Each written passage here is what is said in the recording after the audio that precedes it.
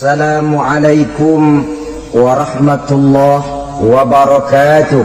Waalaikumsalam warahmatullahi wabarakatuh. Alhamdulillah wassalatu wassalamu ala sayyidina Rasulillah sayyidina wa maulana Muhammad ibn Abdullah wa ala alihi wa sahbihi wa mawala. La haula wa la quwwata illa billah, amma ba'du. Bapak-bapak, ibu-ibu, saudara-saudara kaum muslimin rahimakumullah. Orang juga gitu, kalau hubungan suami istrinya sudah sah, diikat dengan akad nikah, tenang, anteng, nggak gerasak gerusuk, nggak kayak diubur-ubur maling, anteng aja. Dan yang ngintip juga buat cuek aja udah, biarin aja dia ngintip, capek sendirilah.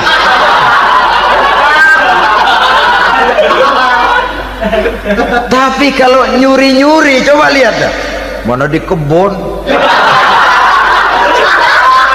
banyak nyamuk, ansip mukul tiang listrik, dia yang bingung.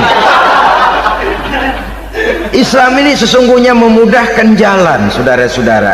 Jadi sebagai social agent, wanita bisa melakukan, bisa berperan untuk itu, apalagi untuk hal-hal yang menyangkut wawasan kemanusiaan, di mana kaum wanita karena emosinya lebih tinggi daripada kaum wanita laki-laki, dia sangat peka terhadap masalah-masalah yang menyangkut kemanusiaan. Hatinya mudah tergugah, perasaannya cepat terenyuh, dengan penderitaan dia cepat tergugah. Dia bisa menjadi social agent tanpa harus melupakan fungsi utama sebagai istri dan sebagai ibu dari anak-anaknya, sebagai istri dari suaminya. Saudara hadirin yang saya muliakan, dahulu Al-Quran pernah menceritakan betapa istri-istri pembesar di istana mewah di zaman Nabi Yusuf. Kalau istilah sekarang nyonya-nyonya jet set, nyonya-nyonya VIP, betapa mereka mau memporak-porandakan keimanan seorang pemuda seperti halnya Nabi Yusuf alaihi salam. Dan Nabi Yusuf kemudian ternyata tidak mau jadi gigolo yang kerjanya hanya menyenangkan wanita-wanita jet set kelas VIP ini tadi. Sesungguhnya ini cuma satu simbol yang kejadiannya bisa saja terjadi pada zaman modern dalam versi dan kondisi yang berbeda. Namun bagaimanapun juga, wanita dengan peranannya sebagai social agent, sebagai penggerak masyarakat, sangat besar pengaruhnya dalam ikut mewarnai perkembangan suatu negara. Seorang suami perlu memberikan dorongan kalau istrinya aktif di bidang sosial, asal dengan catatan saja, fungsi sebagai istri, fungsi sebagai ibu jangan sampai terlantar karenanya. Bahkan saya katakan tadi, di zaman sekarang wanita tidak lagi hanya berfungsi sebagai social agent, bahkan sebagai national agent, penggerak dari satu bangsa. Muncul wanita-wanita yang jadi menteri, yang jadi anggota DPR, bahkan yang jadi kepala desa dan lain sebagainya. Secara umum memang ar-rijal qawwamuna 'alan nisa, laki-laki adalah pembimbing bagi kaum wanita karena kelebihan fisik biologis, kelebihan kemampuan intelektual dan lain sebagainya. Namun wanita pun boleh saja menjadi social agent sepanjang catatan yang saya sampaikan tadi. Jangan sampai melupakan kodrat kewanitaan, jangan sampai mengalahkan fungsi sebagai istri dari suaminya, sebagai ibu daripada anak-anaknya. Nah, kemudian fungsi yang keempat di bidang ilmu pengetahuan. Islam memberikan kesempatan yang sama kepada kaum wanita. Thalabul ilmi faridatun ala kulli muslimin wa muslimatin. Menuntut ilmu itu wajib hukumnya bagi orang Islam, baik laki-laki maupun perempuan. Sampai dibentuk kalimat pengecua khusus ini, muslimin wa muslimatin, bagi muslim laki-laki, bagi muslim perempuan. Dan alhamdulillah, kalau dulu di zaman Raden Ajeng Kartini, nasib perempuan berada di balik pintu yang digembok rapat-rapat. Siklusnya berputar cuma sumur, dapur, kasur, kasur, sumur, dapur, dapur, sumur, kasur. Melingkar di situ-situ saja peranan kaum wanita. Memberontak jiwa Raden Ajeng Kartini, menuntut persamaan bahwa wanita berhak maju sama dengan laki-laki. Entah Islam sejak 14 abad yang lalu sudah mencanangkan ini, menuntut ilmu wajib bagi laki-laki dan perempuan. Assalamualaikum warahmatullahi wabarakatuh. Bismillahirrahmanirrahim. Alhamdulillahi rabbil alamin. Wassalatu wassalamu ala ashrafil anbiya'i wal mursalin wa ala alihi wa sahbihi ajma'in, amma ba'du. Saudara-saudara kaum muslimin rahimakumullah, salah satu dari misi Islam ialah mengangkat harkat dan martabat manusia yang sebelumnya dibedakan oleh warna kulit, oleh suku bangsa dan bahasa. Seluruhnya diikat dengan satu akidah, menghilangkan perbedaan akibat warna kulit, suku bangsa dan bahasa. Termasuk dalam upaya itu betapa Islam telah mengangkat harkat dan martabat kaum wanita.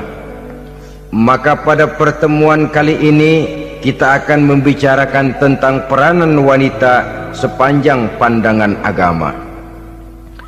Sebelum Islam datang, nasib perempuan nyaris hanya berputar di segitiga saja. Dapur, sumur, kasur. Kasur, sumur, dapur. Seolah-olah wanita terpaut dengan 3 itu tadi. Seolah-olah wanita tidak bisa berbuat lebih banyak daripada itu. Bahkan di tengah masyarakat jahiliyah, bayi perempuan mendatangkan aib sehingga mereka lalu dikubur hidup-hidup. Maka datang Islam dengan tegas mencanangkan satu revolusi yang mengangkat harkat dan martabat kaum wanita. Nabi bersabda, "An-nisa'u imadul bilad, iza saluhat saluhal bilad, wa iza fasadat fasadal bilad." Wanita adalah tiang negara. Jikalau baik wanita, baiklah negara. Jikalau rusak wanita, hancurlah negara. Dalam berbagai ayat Al-Quranul Karim menjelaskan tentang wanita dan peranannya. Al-Quran bercerita tentang Siti Hawa. Al-Quran bercerita tentang anak perempuan Nabi Adam, Iklimah dan Labuda, yang menyebabkan Habil dan Qabil saling berbunuh-bunuhan.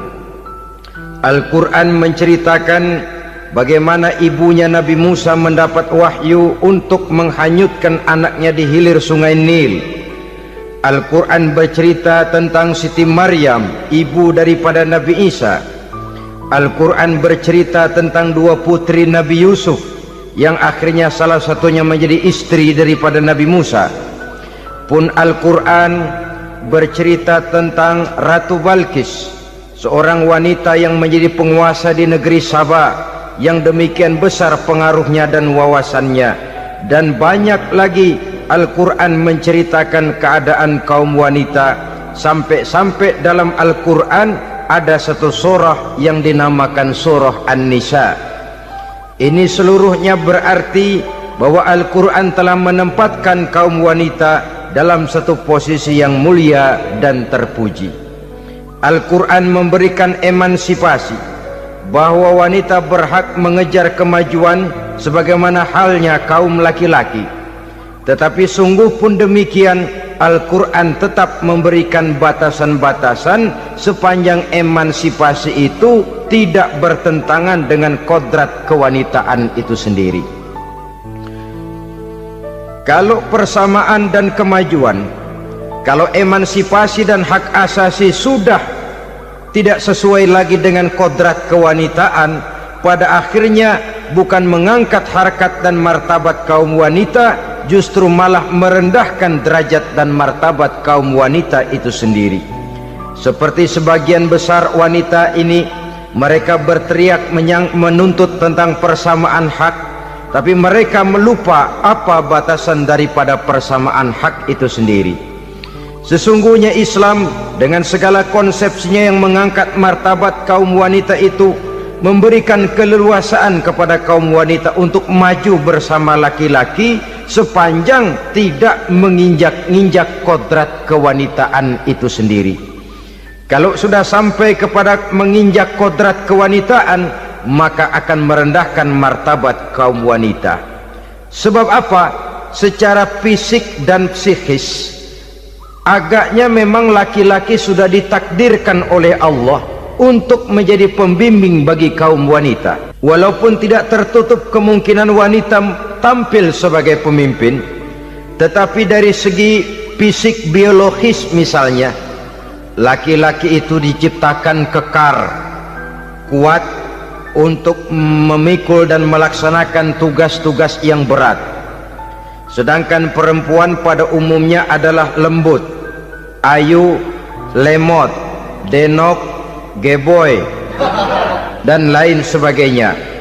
Maka kalau kita baca sejarah, Allah itu belum pernah mengutus rasul perempuan, semua rasul laki-laki. Sebab apa? Secara fisik biologis tugas kerasulan lebih dimungkinkan oleh seorang laki-laki. Tugas rasul itu berat, kadang-kadang perang, dicaci maki, berhadapan dengan ujung tombak, ujung pedang dan lain sebagainya. Makanya seluruh rasul laki-laki, dan Allah belum pernah mengutus rasul perempuan. Dari segi lain, perempuan itu banyak terhalang untuk melaksanakan ajaran agama.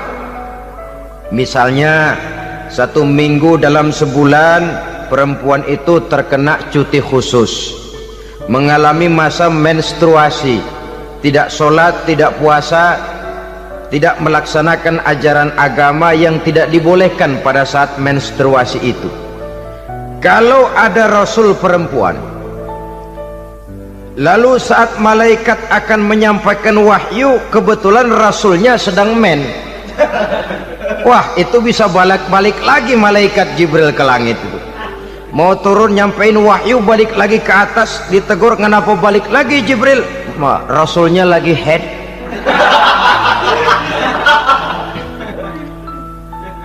Atau pada saat agama dalam bahaya, agama dalam hinaan, agama dalam ancaman, rasulnya perempuan kebetulan sedang hamil besar. Apa lalu perang ditunda? Pengumuman perang ditunda saja sampai rasul melahirkan. Tentu lebih tidak mungkin lagi. Secara fisik biologis, laki-laki lebih memungkinkan untuk melaksanakan tugas kerasulan ini. Maka seluruh rasul yang diutus Allah adalah laki-laki. Saudara hadirin yang saya muliakan, sungguh pun demikian, Islam itu mengangkat martabat wanita sedemikian tinggi sebagai tiang negara yang menentukan jatuh dan bangunnya negara, yang ikut mewarnai bahkan menjadi warnanya suatu negara. Walaupun peranannya memang tidak begitu kelihatan, tapi sesungguhnya amat sangat menentukan. Oleh karenanya, secara umum emansipasi yang digariskan oleh Islam, emansipasi yang tidak bertentangan dengan kodrat kewanitaan di berbagai aspek kehidupan. Kalau sekarang emansipasi ini kelihatannya sudah salah pasang, salah kaprah. Bahkan belum lama kita menyaksikan bagaimana ada binaragawati. Di zaman sekarang perempuan sudah mulai angkat besi. Saya mulai mikir, kalau perempuan sudah pada angkat besi, ini sudah tanda suaminya udah dekat dibanting-bantingin ini. Tahun-tahun mendatang mungkin akan menyusul perempuan mulai narik becak.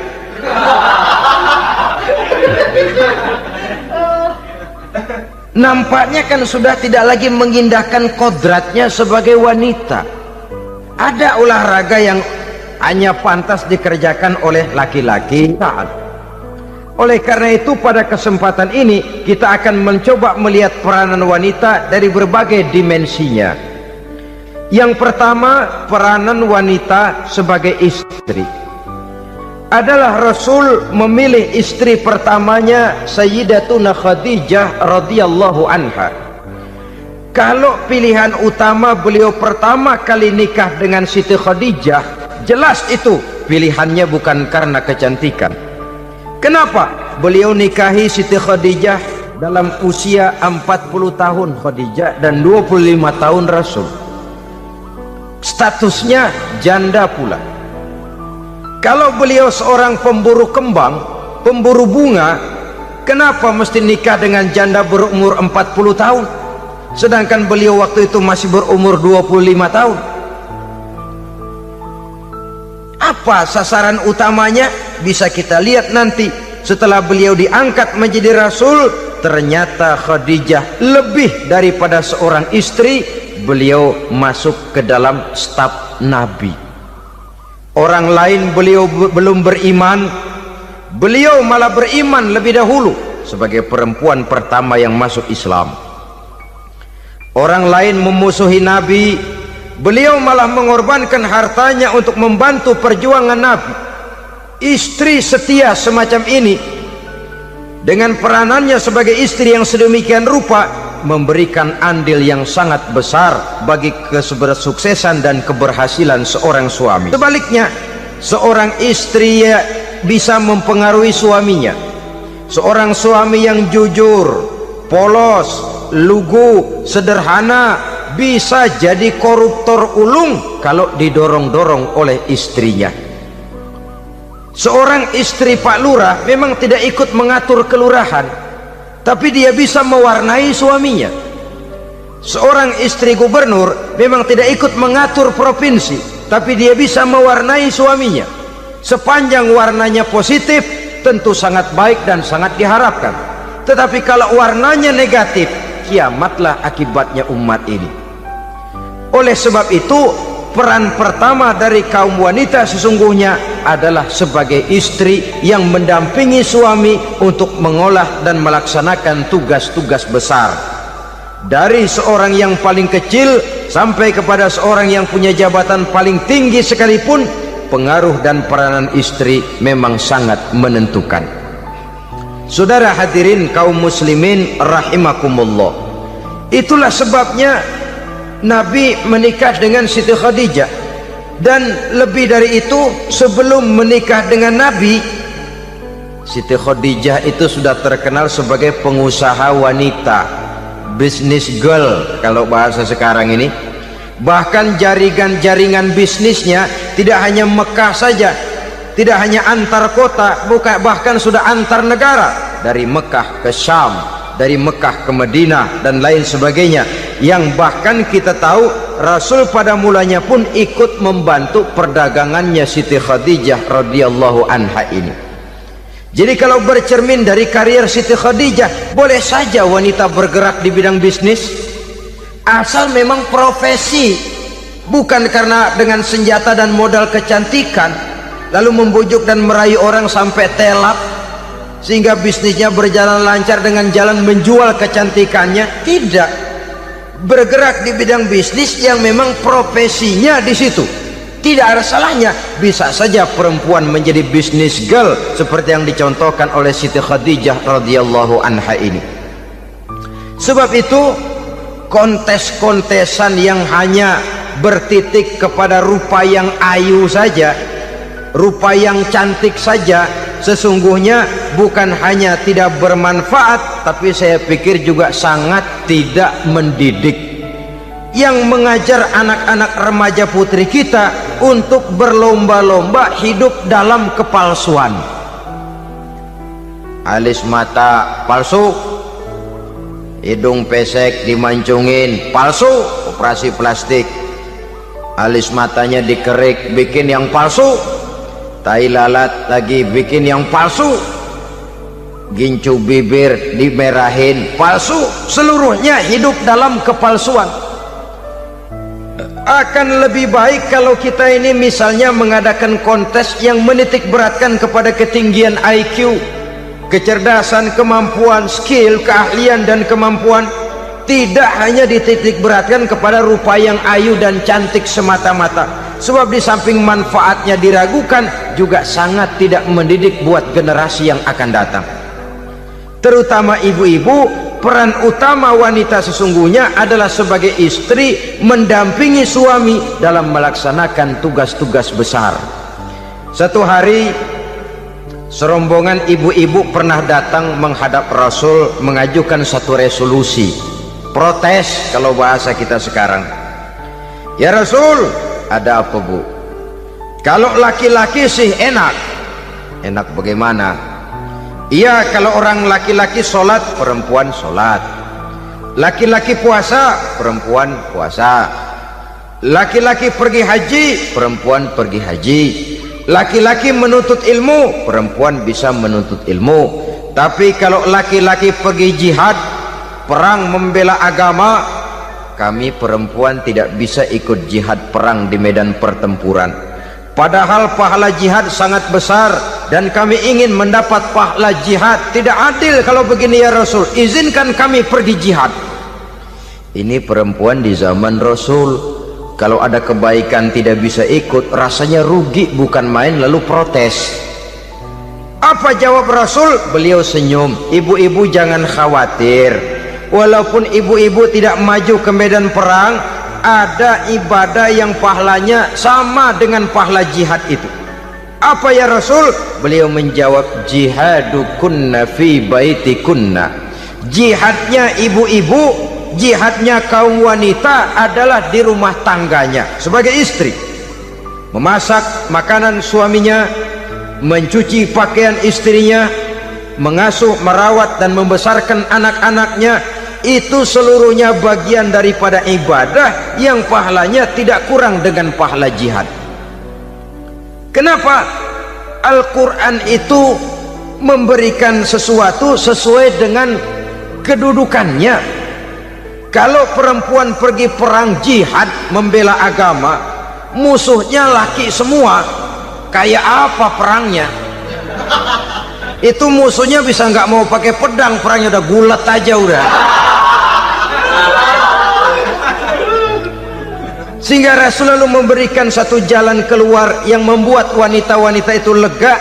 Jihadukunna fi baitikunna. Ibu-ibu sih tidak usah khawatir, jihad ibu adalah di rumah tangga ibu-ibu semua. Sejak bangun tidur sampai tidur kembali, nyaris kaum ibu itu 24 jam pekerjaannya. Sebagai istri, dia melaksanakan jihad di rumah tangganya. Peranan wanita yang pertama adalah sebagai istri, yang walaupun tidak kelihatan dan menonjol seperti halnya laki-laki, tapi sangat mewarnai, bahkan menjadi warna dari tugas apapun yang dihadapi oleh suaminya. Dulu ada seorang orator, kalau pidato hebat bukan main. Kalau dia bernada gembira, semua orang senyum. Kalau dia bercerita tentang sesuatu yang sedih, satu masjid orang nangis. Orang tanya kepadanya, Pak, bisa pidato begitu hebat, siapa yang bikin? Ya saya sendiri. Istrinya dari belakang bilang, tidak, yang bikin pidatonya hebat saya. Kata suaminya, mana bisa, saya, kata istrinya. Kalau saudara tidak percaya, tunggu Jumat depan, dia khutbah Jumat, saya akan bikin khutbahnya tidak hebat, kata istrinya. Sudah hari Rebo, siap-siap mau bikin konsep khutbah, baru mau nulis, datang istrinya, Bang, tolong pegangin anak, saya mau ke warung. Mau bikin konsep lagi, kata istrinya, Bang, tolong ini, tolong itu, tolong ini. Sampai mau berangkat khutbah Jumat, khutbah belum selesai dibikin. Begitu naik mimbar, kehabisan bahan. Sudah 10 menit masih ama ba'du.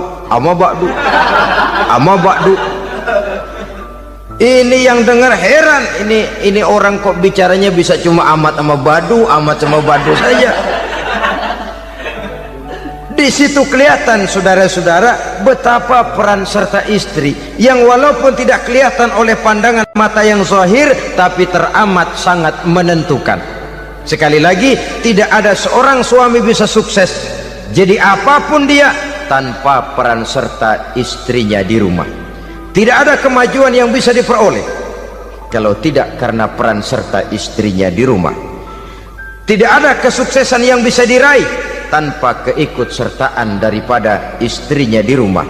Walaupun suaminya yang dikenal orang, suaminya yang dipuji orang, suaminya yang disanjung orang, bagian besar tetaplah saham dan andil daripada istrinya yang di rumah itu. Ini makna an-nisa imadul bilad. Wanita adalah tiang negara. Jikalau baik wanita, baik negara. Jikalau rusak wanita, hancur negara. Karena wanita, negeri Sabah menjadi terkenal tentram, aman, wawasan politiknya luas. Seorang semacam Cleopatra bisa menaklukkan Julius Caesar. Dan begitu selanjutnya. Banyak cerita-cerita betapa wanita yang berperan di belakang layar ini bahkan bisa menggoyangkan negara. Bahkan yang paling dekat saja contoh dengan kita, Senator Gary Hart. Saudara masih dengar tentu itu, betapa harus terpaksa mengundurkan diri dari pencalonan presiden Amerika karena kasusnya dengan Donna Rice itu, dengan hostess itu.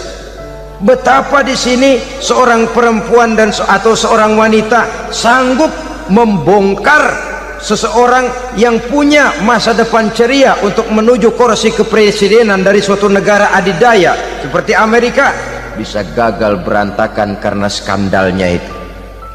Apa penyebabnya? Wanita. Tapi wanita juga bisa menyebabkan menjadi cambuk majunya laki-laki. Wanita juga bisa menghancurkan dan mengubur laki-laki. Saudara hadirin yang saya muliakan, ia memang kelihatannya makhluk yang lemah, tapi di balik kelemahannya itu sesungguhnya dia bisa menelan laki-laki yang bagaimanapun besarnya. Saudara-saudara kaum muslimin rahimakumullah, terutama ibu-ibu yang saya hormati, jadi peranan yang pertama wanita sebagai seorang istri. Yang kedua, wanita sebagai ibu. Ini juga sangat besar pengaruhnya dalam membentuk generasi masa yang akan datang. Bapak oleh karena kesibukan tugasnya tentu lebih banyak di luar rumah. Yang nyaris 24 jam di rumah itu ibu. Bagaimana dia merawat anaknya, bagaimana dia menaruh perhatian terhadap anaknya, bagaimana ia melimpahkan kasih sayang kepada anak-anaknya, akan membentuk kepribadian anak dan artinya membentuk generasi yang akan datang. Kalau seorang ibu sudah cuek-cuek saja kepada anaknya, padahal Quran mengatakan al-jannatu tahta aqdamil ummahat, surga di bawah telapak kaki ibu. Hadis ini bisa kita artikan macam-macam. Pertama, anak tidak akan mendapat kebahagiaan tanpa ridho daripada ibunya. Kedua, ibu adalah wanita agung yang harus ditaati. Ketiga, neraka atau surga anak bergantung kepada ibu, bagaimana dia mewarnai anak. Kalau ibunya cuek-cuek saja sama anaknya, dan sering jadi contoh klasik, kalau anak ayamnya beduk maghrib belum pulang, satu RT dicariin, hansip diundang, kalau perlu dan ramil dilaporin. Tapi kalau anak gadisnya jam 12 tengah malam belum pulang, ibu tenang-tenang saja Pak. Tidak tergerak dan tidak tertarik hatinya. Ya tentu tidak semua. Kalau sudah begitu, bukankah hakikatnya ibu sudah menciptakan neraka buat anaknya sendiri? Khalil Gibran dalam satu tamsil yang indah pernah mengatakan, kalau kita diberikan sebutir mutiara, sebutir intan, dan intan itu sebutirnya sebesar telur ayam, benda yang sangat langka dan berharga, tentu kita sayang intan atau mutiara itu. Kita jaga baik-baik, kita simpan dalam kotak, kotaknya kita kunci, kotak itu kita simpan di dalam lemari, lemarinya kita kunci lagi. Lemarinya ada di dalam kamar, kamarnya pakai pintu, pintunya kita kunci lagi. Kamar itu ada dalam rumah, rumahnya pakai pintu, dikunci lagi. Kemudian rumahnya pakai pintu gerbang besar, gerbangnya juga digembok lagi. Untuk menjaga intan itu jangan sampai hilang, begitu usaha kita berlapis-lapis. Dan intan itu sudah diberikan kepada kita, kata Khalil Gibran. Apa dia? Anak-anak yang diamanahkan Allah kepada kita. Itu intan-intan mahal, itu mutiara-mutiara pilihan yang dititipkan dan diamanahkan untuk kita jaga sebaik-baiknya. Haruskah dia sia-sia di tangan kita? Haruskah dia merana jatuh di tangan ibu yang tidak punya tanggung jawab? Saudara hadirin yang saya muliakan, oleh karenanya peranan sebagai ibu ini sangat menentukan bagi pembentukan generasi yang akan datang. Salah ibu mengarahkan anak, akan lahir generasi mendatang yang tidak kita harapkan. Sehingga Nabi bersabda, kullu mauludin yuladu 'alal fitrah fa abawaihi yuhawwidanihi aw yunassiranihi aw yumajjisanihi. Setiap bayi dilahirkan dalam keadaan suci, setiap bayi dilahirkan dalam keadaan bersih, tidak punya dosa. Islam tidak mengenal dosa warisan. Semua saja bayi lahir dalam keadaan suci dan bersih. Kalau demikian lalu bagaimana? Kata Nabi, ibu bapaknya lah yang kelak akan menjadikan anak itu sebagai Yahudi, yang kelak menjadikan itu anak itu sebagai Nasrani, atau menjadikan anak itu sebagai Majusi. Ibu bapaknya yang mewarnai anak. Ibaratnya anak itu kertas putih, mau ditulis tinta hijau warnanya hijau, mau ditulis tinta merah warnanya merah, mau ditulis tinta hitam pun warnanya hitam. Oleh karena itu pembentukan anak yang soleh secara mental sesungguhnya sudah diwarnai oleh kebiasaan ibu bapak dalam pergaulan di rumah tangganya secara mental. Sehingga dengan demikian saudara-saudara, salah kaprah ibu dalam mengarahkan anak-anaknya akan melahirkan generasi penerus yang sungguh-sungguh tidak kita harapkan, dan pada gilirannya akan membahayakan perkembangan bangsa dan negara, membahayakan kita sebagai suatu umat. Apalagi sekarang ini masih banyak orang-orang muslim, orang-orang tua muslim yang kadang-kadang menyekolahkan anaknya di sekolah yang membahayakan akidahnya, mematikan imannya, menghancurkan tauhidnya. Pokoknya asal bonafid keluar sekolah ada jaminan lapangan kerja, perkara anak mau kafir mau murtad bukan urusan. Alangkah ironi dan sangat menyedihkan. Saudara-saudara yang saya hormati, jadi dari segi kaum wanita peranan ibu sangat besar. Dari segi anak, ketaatan kepada ibu, doa restu ibu akan membawa kepada kebahagiaan hidup. Doa ibu mustajabah, kutukan ibu manjur. Beberapa hikayat dan riwayat menjadi contoh dan tamsil buat kita betapa tidak ada satu kebahagiaan di dunia ini yang bisa ditegakkan tanpa doa restu daripada ibu. Pantas kalau dalam Al-Quran ada ummul kitab, ibunya atau induknya kitab. Tiap negara punya ibu kota, bapak kota tidak ada.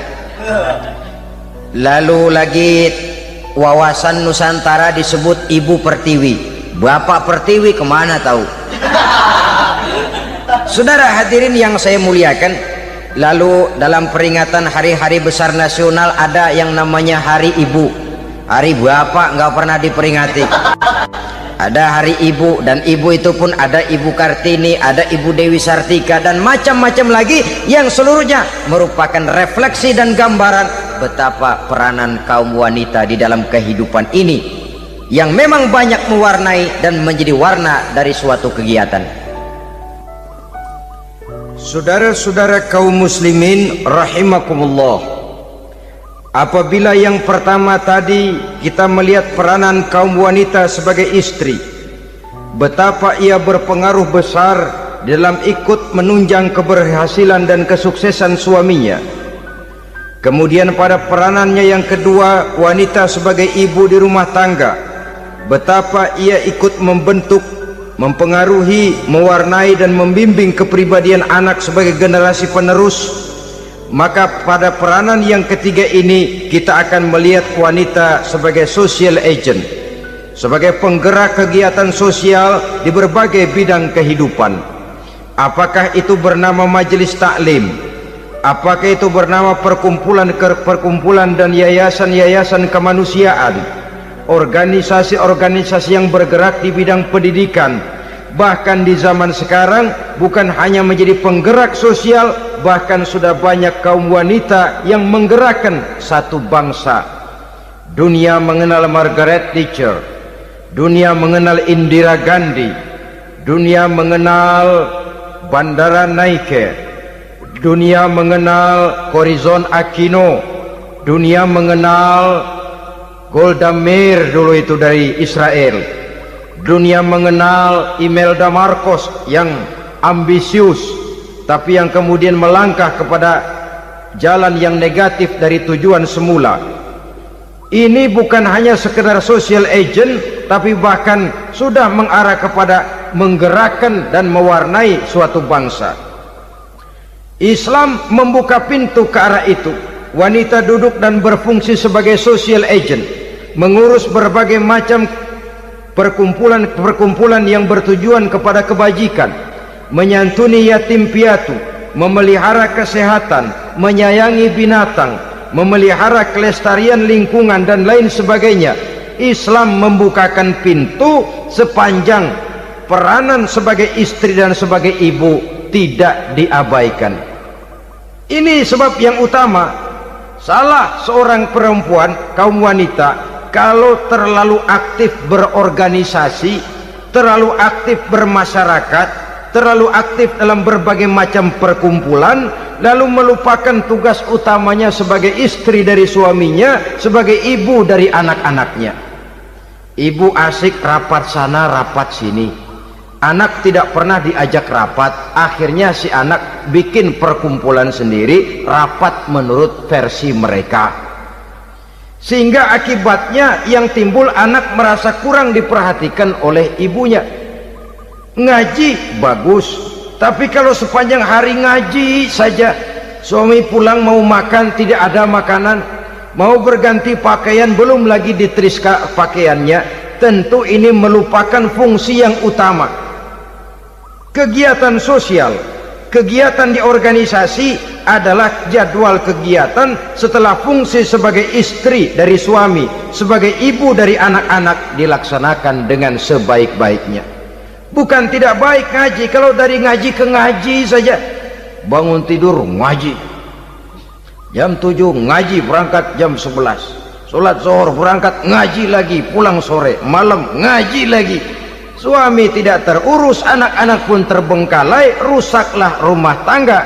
Dan bukankah satu bangsa terdiri dari satu tatanan masyarakat, dan tatanan masyarakat yang paling kecil bernama keluarga?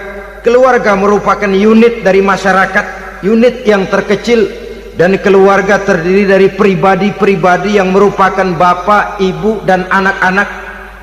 Sehingga masyarakat bangsa yang baik terdiri dari masyarakat yang baik, masyarakat yang baik tersusun dari keluarga-keluarga yang baik, dan keluarga yang baik akan muncul dari pribadi dan individu yang baik. Pribadi dan individu yang baik yang sadar mana kewajiban yang primer, mana kewajiban yang sekunder. Sebagai social agent, dia lalu mawas diri dengan tetap mempertimbangkan kodrat kewanitaannya itu tadi. Saya ikut prihatin kalau ada perempuan main sepak bola, dan saya yakin betul kalau perempuan main sepak bola, yang nonton pasti bukan nonton bola. Ya mungkin bola juga, tapi bola yang mana itu wallahu a'lam. Ya dicari olahraga yang sesuai dengan kodrat kewanitaan begitu. Dicarilah olahraga yang sesuai dengan kodrat kewanitaan. Sepak bola sudah maju, ya belakangan saya katakan tadi muncul lagi wanita angkat besi. Belakangan bisa kita bayangkan wanita main tinju. babak belur sudah kalau sudah begitu. Kemajuan dengan melupakan kodrat kewanitaan akan menyengsarakan kaum wanita itu sendiri. Silahkan maju menjadi social agent, menjadi penggerak di masyarakat. Para istri Rasul bisa kita jadikan satu figur.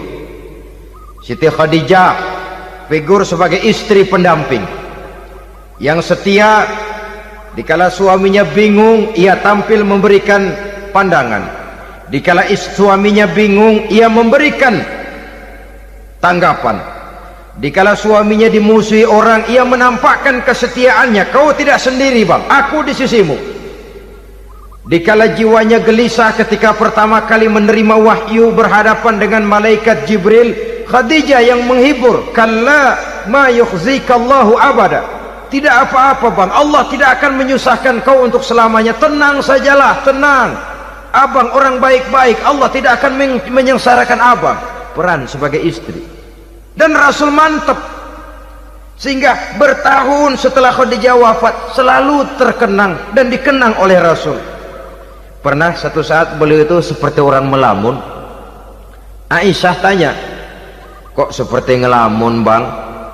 Iya, kata Rasul, saya seperti mendengar suara terompahnya Khadijah di surga. Padahal Khadijah sudah lama wafat. Aisyah mendengar itu rada sedikit manyun. Kata Aisyah, bang, cukup sekali ini saja, jangan sebut-sebut lagi nama itu ya. Cemburu rupanya.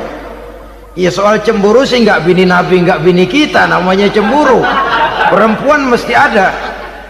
Apa jawab Rasul?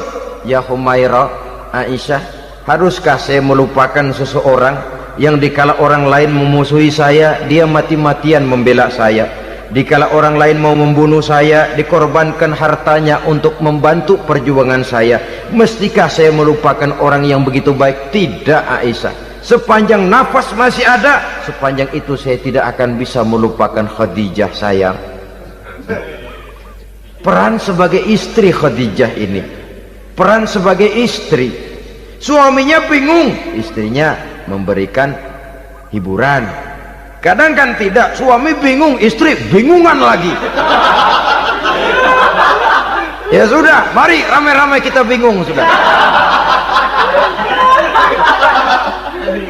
Bukan mencari jalan keluar, yang sudah bingung malah ditambahin bingung lagi.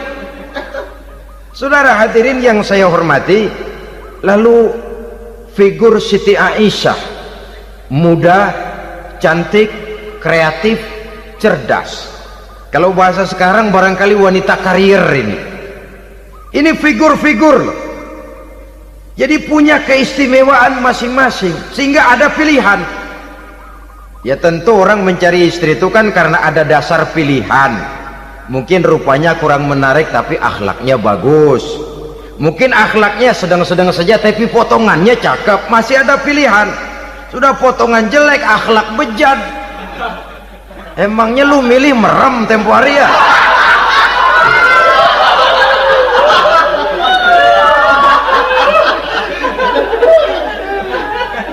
Sudah nggak ada pilihan apa-apa. Lalu ada istri yang punya keistimewaan karena sifatnya yang sabar, ada yang wataknya itu pemurah, ada yang sifatnya itu belas kasih. Pendeknya, dari istri-istri Rasul kita bisa menemukan figur-figur wanita teladan. Sehingga keliru kalau kaum orientalis barat mengatakan Rasulullah itu katanya sesungguhnya adalah seorang seks mania, istrinya banyak. Oh ini memang bajingan ini orientalis ini. Kalau Rasulullah itu seorang seks mania, tentu yang dinikahinya itu pertama jelas gadis semua, yang kedua tentu cantik-cantik semua. Dari istri-istri beliau yang dikawininya dalam keadaan gadis cuma Siti Aisyah, selebihnya janda. Apa pertimbangannya? Menyantuni yatim-yatimnya, mengayomi janda-janda yang ditinggal suaminya gugur di medan perang, untuk memperkuat keimanannya. Itu pilihan utama Rasul. Kita sekarang ini ya ngakunya sih ikut sunnah Rasul, cuma sunnahnya urusan kawin melulu.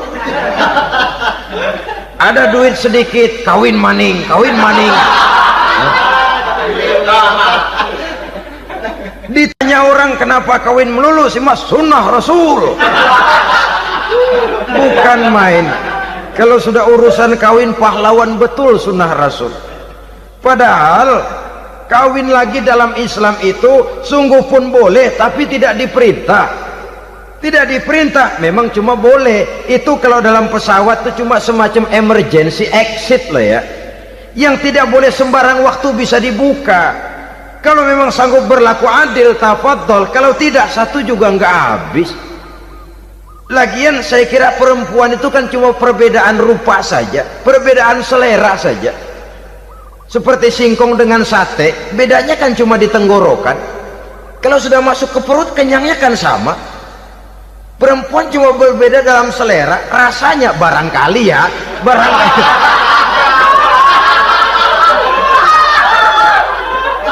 Barangkali tidak jauh beda. Saudara hadirinlah, Islam ini mengatur lewat pintu yang dinamakan nikah itu tadi, sehingga dengan demikian bisa dinikmati secara tenang, tentram. Tidak usah manusia ya, kucing saja. Coba lihat kucing, kalau ikan dia boleh nyolong, kucing itu boleh curi, makannya nggak tenang kucing. Coba lihat ini, asal dia nyolong ikan, makannya juga mindik-mindik, matanya nengok kiri nengok kanan, ada sedikit gerusak kabur. Secara nalurinya kucing tahu kalau ini ikan curian, makannya nggak tenang dia. Tapi kalau ikan kita kasih, kucing anteng, geledek juga nyamber, manteng aja dia. Nalurinya mengatakan ini ikan dikasih sama yang punya, tenang dia. Saudara hadirin yang saya hormati, orang juga gitu. Kalau hubungan suami istrinya sudah sah, diikat dengan akad nikah, tenang, anteng, nggak gerasak gerusuk, nggak kayak diubur-ubur maling, anteng aja. Dan yang ngintip juga buat cuek aja udah, biarin aja dia ngintip, capek sendirilah.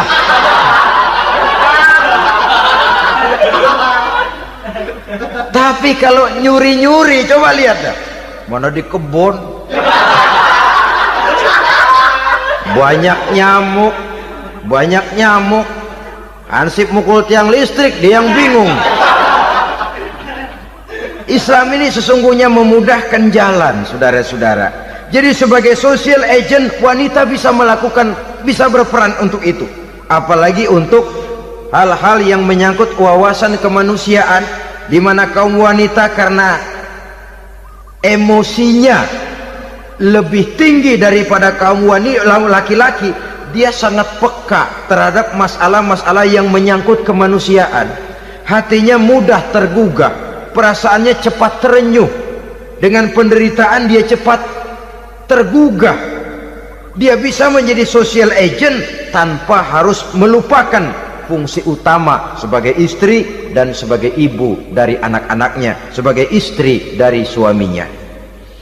Saudara hadirin yang saya muliakan, dahulu Al-Quran pernah menceritakan betapa istri-istri pembesar di istana mewah di zaman Nabi Yusuf, kalau istilah sekarang nyonya-nyonya jet set, nyonya-nyonya VIP, betapa mereka mau memporak-porandakan keimanan seorang pemuda seperti halnya Nabi Yusuf alaihi salam.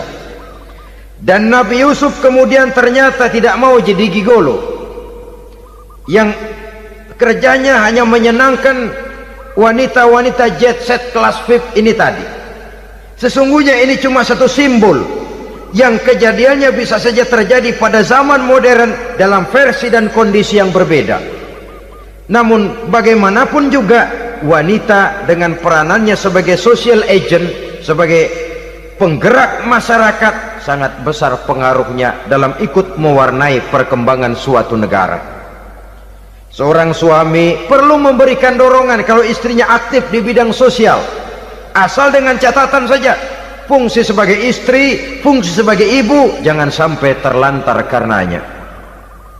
Bahkan saya katakan tadi, di zaman sekarang wanita tidak lagi hanya berfungsi sebagai social agent, bahkan sebagai national agent, penggerak dari satu bangsa. Muncul wanita-wanita yang jadi menteri, yang jadi anggota DPR, bahkan yang jadi kepala desa dan lain sebagainya. Secara umum memang ar-rijal qawwamuna 'alan nisa. Laki-laki adalah pembimbing bagi kaum wanita karena kelebihan fisik biologis, kelebihan kemampuan intelektual dan lain sebagainya. Namun wanita pun boleh saja menjadi social agent sepanjang catatan yang saya sampaikan tadi. Jangan sampai melupakan kodrat kewanitaan, jangan sampai mengalahkan fungsi sebagai istri dari suaminya, sebagai ibu daripada anak-anaknya. Nah, kemudian fungsi yang keempat di bidang ilmu pengetahuan. Islam memberikan kesempatan yang sama kepada kaum wanita. Thalabul ilmi faridatun ala kulli muslimin wa muslimatin. Menuntut ilmu itu wajib hukumnya bagi orang Islam, baik laki-laki maupun perempuan. Sampai dibentuk kalimat pengecuali khusus ini, muslimin wa muslimatin, bagi muslim laki-laki, bagi muslim perempuan. Dan alhamdulillah, kalau dulu di zaman Raden Ajeng Kartini, nasib perempuan berada di balik pintu yang digembok rapat-rapat, siklusnya berputar cuma sumur, dapur, kasur, kasur, sumur, dapur, dapur, sumur, kasur. Melingkar di situ satu saja peranan kaum wanita. Memberontak jiwa Raden Ajeng Kartini, menuntut persamaan bahwa wanita berhak maju sama dengan laki-laki. Entah Islam sejak 14 abad yang lalu sudah mencanangkan ini, menuntut ilmu wajib bagi laki-laki dan perempuan beragama Islam. Orang Islam baik dia laki-laki, baik dia perempuan, wajib menuntut ilmu. Ilmu dalam artian umum, tidak hanya sekedar fikih tauhidnya, ya di bidang kedokteran, di bidang teknik, di bidang hukum dan lain sebagainya. Ini yang perlu dibanggakan. Kalau perlu, ini yang perlu diadakan kontes IQ.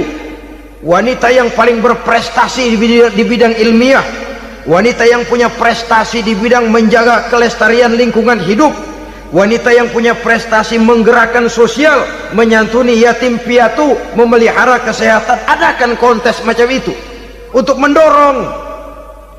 Ini enggak, kalau kontes yang diukur betis, bibir, pinggul, payudara, lubang hidung, ukur sekalian kita.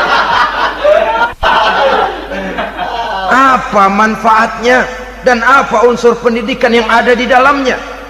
Tidak menguntungkan, tidak mendidik, dan tidak membawa manfaat.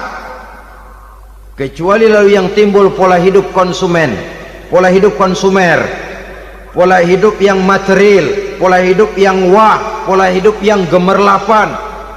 Ya, kalau oleh anak-anak muda yang terjangkau. Kalau tidak, dia hanyut ditelan mimpinya. Dia ingin bergaya hidup jet set, sementara dia dihadapkan oleh kenyataan bahwa dia tinggal di kampung, ibu bapaknya orang kampung, dan lain sebagainya. Jiwanya berontak, terjadilah kegalauan, terjadilah kerancuan, terjadilah komplikasi, perang di batin antara keinginannya dengan lingkungan nyata yang dihadapinya. Dan kalau sudah ada gejala semacam itu, penyakit-penyakit kejiwaan akan mudah muncul. Ini gejala terutama buat orang-orang yang tinggal di daerah transisi.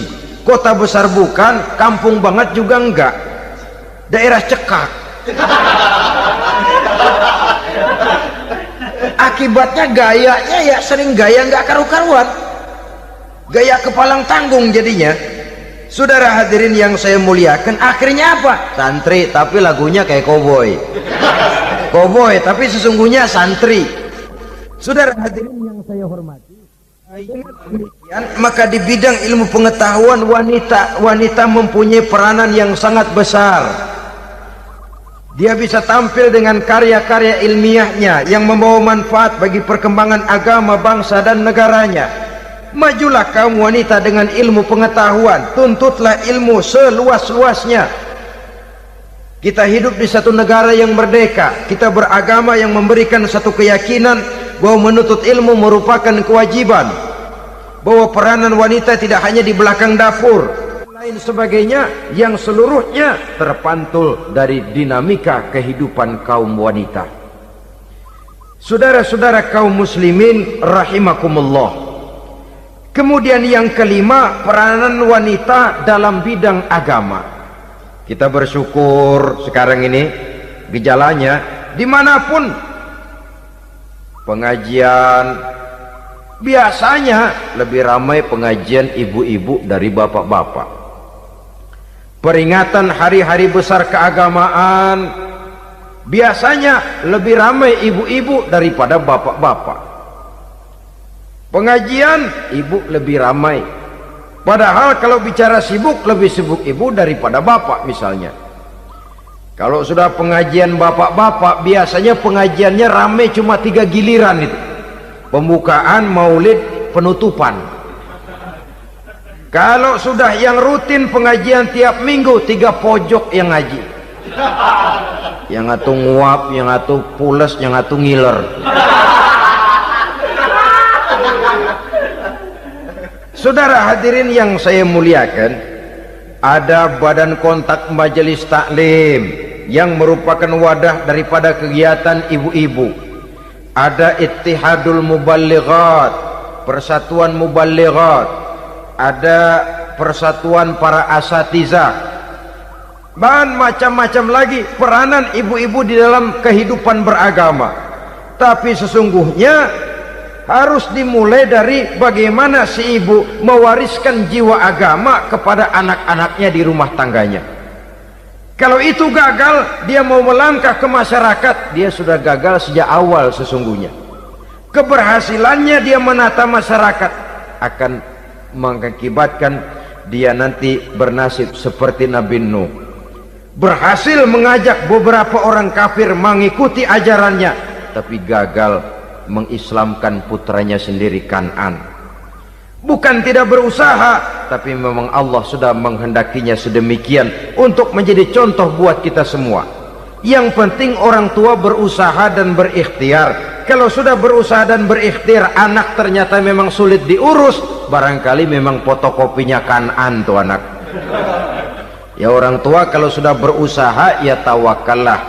Jangan belum berusaha lalu berkata, jangan anak kita, anak Nabi aja ada yang bengal.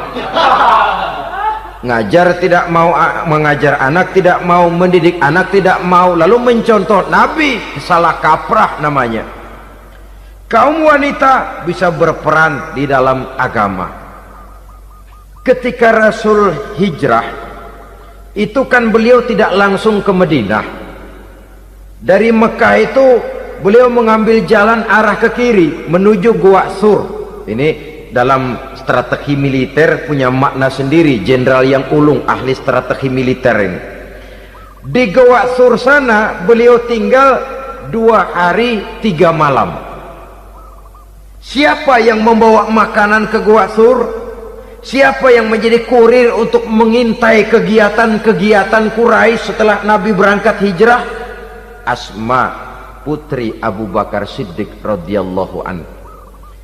Jadi kurir, jadi spion, membawa makanan untuk Rasul dan ayahnya di Gua Sur. Ini peranan wanita. Di tengah bahaya, di tengah keadaan posisi terjepit, Rasul di dalam gua, diamatinya keadaan Quraisy, dilaporkannya kepada Rasul jasa seorang wanita bernama Asma, putri dari Abu Bakar Siddiq radhiyallahu anhu. Rabi'atul Adawiyah, seorang sayyidah sufiyah, ahli tasawuf yang terkenal dengan ajaran cintanya kepada Tuhan. Dia bisa menjadi tokoh wanita dalam gerakan sufi oleh karena kegiatannya di bidang agama, dalam arti mujahadahnya kepada Allah subhanahu wa ta'ala. Dia korbankan bagian besar daripada hidupnya untuk mengabdi kepada Allah. Setelah suaminya meninggal, seumur hidup dia tidak pernah nikah lagi. Bukan tidak cantik, cantik. Bukan tidak ada yang mau, banyak yang meminang. bahkan diantaranya termasuk Sufyan Tsauri, seorang tokoh juga, pernah mencoba meminang beliau. Kata Sufyan, Rabi'ah, bagaimana? Kamu kan janda? Iya. Lalu, lah saya kan duda. Jadi bagaimana? Daripada kita masing-masing sendiri-sendiri kan lebih baik kita join. Maksud kamu apa? Saya mau meminang kamu. Boleh? Tapi mas kawinnya saya minta engkau jawab 4 pertanyaan saya. Kalau bisa, diri saya seutuhnya saya berikan kepada kamu. Kalau tidak, tidak usah saja. In ajabtani fi 4 masail fa ana laka. Kalau engkau sanggup menjawab 4 pertanyaan saya, seluruh diri saya bulat-bulat saya serahkan kepada kamu. Yang pertama, Sufyan, semua orang kan bakalan mati. Iya. Ya soal mati sih sama, mati. Cuma hakikat mati kan lain-lain. Ada yang matinya itu husnul khatimah, mati baik di akhirnya. Lagi ngaji, mati. Lagi baca Quran, mati. Lagi sholat, mati. Lagi dengar ceramah, mati. Lagi sodakoh, mati. Itu mati-mati yang su'ul khatimah. Ada yang mati itu mati yang husnul khatimah, maksud saya. Ada mati itu yang disebut su'ul khatimah, jelek di penghujungnya. Lagi nyekek botol, mampus. Lagi banting kartu, plak plak, habis. Lagi makan riba, mati. Lagi zina, mati. Lagi nipu, mati. Kira-kira kalau saya nanti mati, su'ul khatimah apa husnul khatimah? Loh, saya nggak tahu, kamu mati saja belum. Tidak bisa kamu jawab, tidak bisa. Yang kedua, setelah mati kita masuk ke alam kubur. Di kubur kita akan dapat nikmat kubur atau azab kubur. Hari itu kira-kira saya dapat nikmat apa dapat azab? Saya tidak tahu. Di padang mahsyar setelah ditimbang kita dapat kitab di tangan kanan kalau baik, di tangan kiri atau dari belakang kalau jahat. Hari itu saya dapat kitab di tangan kiri apa tangan kanan? Saya nggak tahu. Yang keempat, orang akan lewat di atas sirat. Yang selamat sampai surga, yang celaka sampai ke neraka. Kira-kira saya yang selamat apa yang celaka? Wah, kata Sofyan, gua nggak tahu, udah butak dah lempangan itu deh. Kalau kau tidak tahu, Sofyan, tidak bisa jawab 4 pertanyaan ini, maaf saja, lamaranmu saya tolak dan saya tidak akan nikah. Ini yang saya khawatir. Maka dia terkenal sebagai Sayyidah Sufiyah, tokoh wanita dalam dunia sufi. Dan artinya wanita bisa berperan banyak dalam bidang agama, sebagai pengasuh majelis taklim, sebagai pengasuh yatim piatu, sebagai gerakan-gerakan keagamaan yang positif dan lain sebagainya. Ini dimungkinkan karena Islam menunjang harkat dan martabat kaum wanita. Maka majulah kaum wanita Islam Indonesia dengan tetap menjaga kodrat kewanitaannya. Saudara-saudara kaum muslimin rahimakumullah, sekian dulu jumpa kita kali ini. Mudah-mudahan yang saya sampaikan dari hadis riwayat Imam Tabrani ini menjadi bahan introspeksi buat kita semua. Tidak akan seorang muslim jatuh 2 kali di tempat yang sama. Semua merupakan pelajaran untuk kita jadikan introspeksi guna menata hari esok yang lebih baik daripada hari ini. Reformasi harus terus berlanjut, tidak bisa dan tidak perlu dikendalikan, tapi harus tetap dengan landasan akhlakul karimah sesuai dengan budaya kita sebagai bangsa. Terima kasih atas perhatian saudara. Mohon maaf atas segala kekurangan. Jumpa lagi lain kesempatan insyaallah. Usikum wa nafsi bitaqwallah. Wassalamualaikum warahmatullahi wabarakatuh.